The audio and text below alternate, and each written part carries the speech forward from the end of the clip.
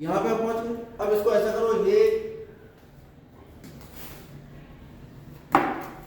x equal to आ जाएगा minus sine theta, किसकी value होती है? साइन माइनस थीटा, ये तो हमने पढ़ा है। Sine cos minus theta plus cos theta, और साइन के आगे अगर एंगल में माइनस है तो वो बाहर आ जाता है, ये हमने लास्ट ईयर पढ़ा है। तो माइनस साइन थीटा को लिख सकते हैं साइन माइनस थीटा। अब फिर से इनवर्स फंक्शन ले लो,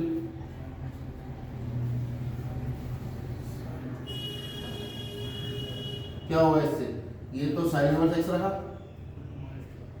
और ये क्या आ गया? साइन इनवर्स से साइन होगा कितना आ गया? माइनस। और थीटा किसकी वैल्यू थी? सीखी थी ना? यहाँ आ गया sine inverse x equal to minus sine inverse minus. इसको थोड़ा सा एडजस्ट करके, रीएडजस्ट करके हम लिख सकते हैं, so sine inverse minus x equal to minus. Clear हो गया? तो पहला रिजल्ट हमारे पास। दूसरा रिजल्ट ये, बाकी के रिजल्ट आप ऐसे निकाल दो, सबके ऐसे ही निकलेंगे। कॉसेक का भी ऐसे निकलेगा, टेन का भी ऐसे निकलेगा, कोई चेंज थोड़ी है। Tan minus theta equal to minus tan theta. अब दूसरा प्रूफ देखते हैं, सेकंड पार्ट क्या प्रूफ करना है मुझे? Cos inverse minus x equal to pi minus cos. लिख सकते माना cos inverse minus x equal to, दोनों तरफ कॉस फंक्शन ले लेते हैं।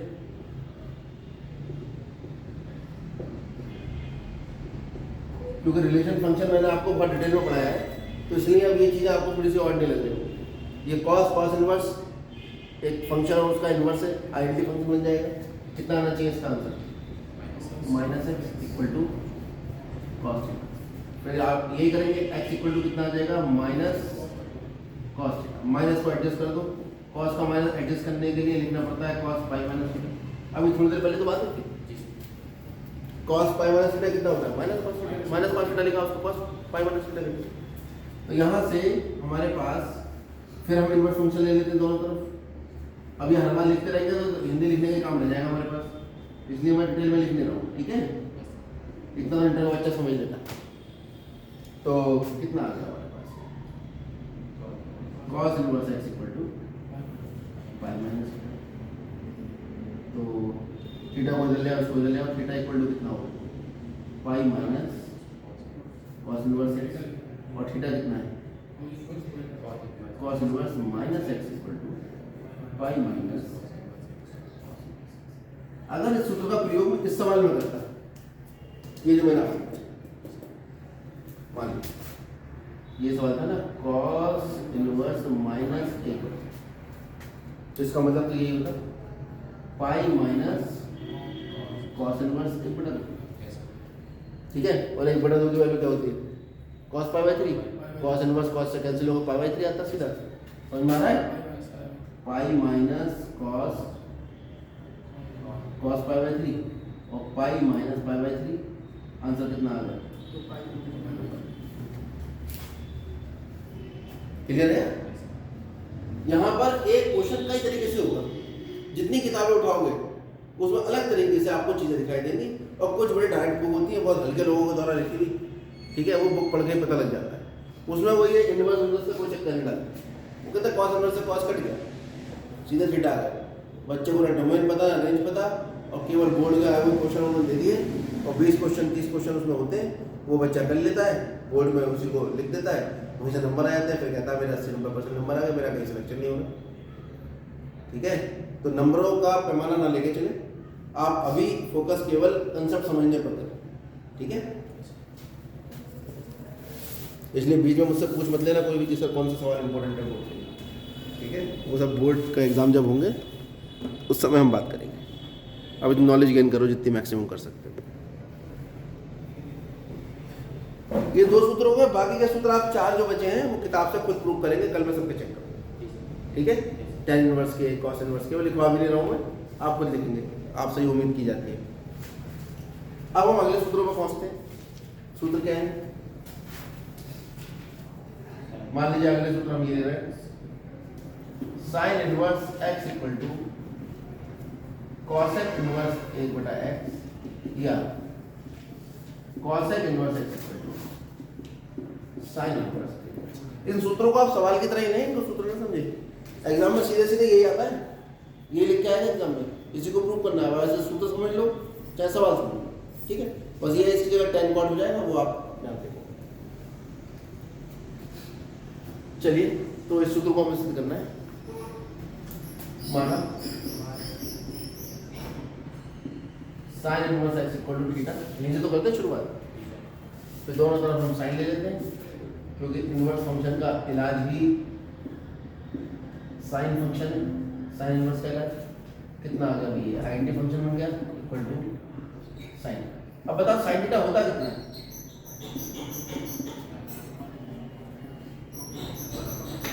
साइन थीटा तो 1/cos थीटा होता है। पूरी ट्रिग्नोमेट्री 10th वाली चल रही है, थोड़ा सा 11th के, अब जो मैं आगे सवाल कराऊंगा उसमें 11th की चलेगी, ये कौन सी चल रही है अभी, 10th की ट्रिग्नोमेट्री को इनवर्स से जोड़ा है, ठीक। थोड़ी देर बाद में 11th के जितने भी फॉर्मूले आपने पढ़े, tan a plus B, tan a minus B, cos 2x के 3-4 सूत्र थे, है ना, 1 - tan स्क्वायर पर 1 tan स्क्वायर cos 2 थीटा था, वो सारा का सारा मैं जोड़ के इसको इनवर्स में कन्वर्ट कर दूँ। यानी आपका इनवर्स कितना स्ट्रांग होगा ये इस बात पर निर्भर करता है कि आपकी 10th और 11th की ट्रिग्नोमेट्री कितनी स्ट्रांग। जिसकी स्ट्रांग नहीं है वो दोबारा पढ़ना शुरू।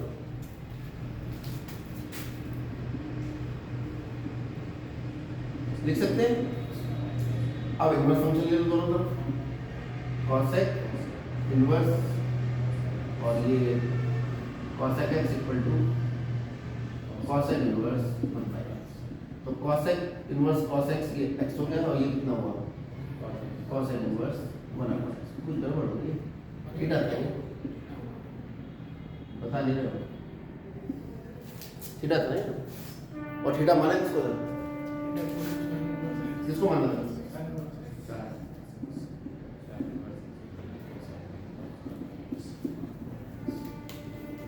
जैसे मैंने ये सिद्ध किया है वैसे ही आप ये वाले सारे सूत्र करोगे।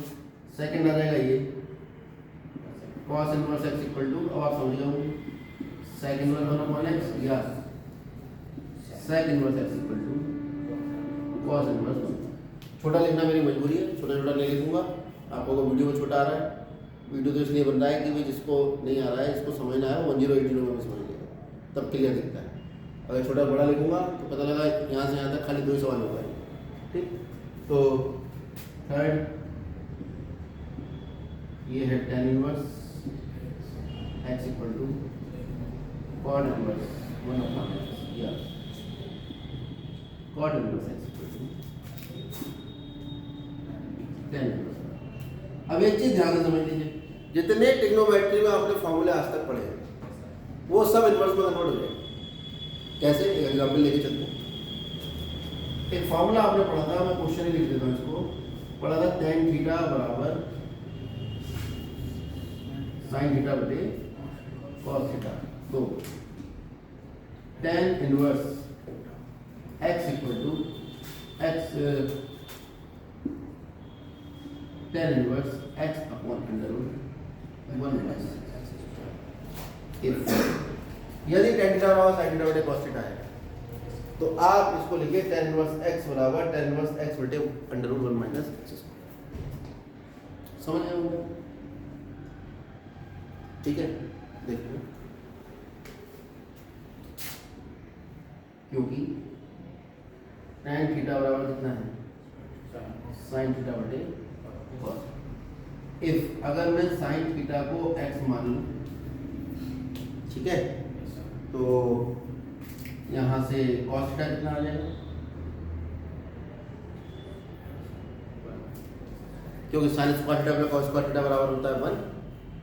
अरे सूत्र पता है, तो cos स्क्वायर थीटा की वैल्यू होगी 1 minus sin square theta, cos theta की वैल्यू होगी √1 माइनस sin स्क्वायर थीटा, और sin थीटा की जगह x।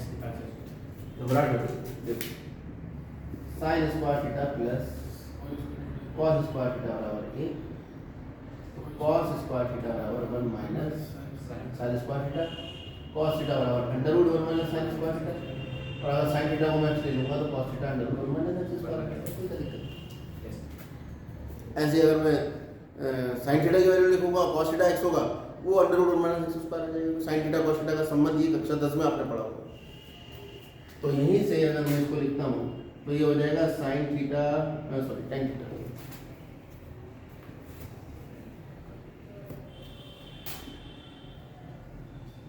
टेन थीटा बराबर एक्स बटे वर्गमूल। ठीक है, तो गलत लिख दिया मैंने सवाल।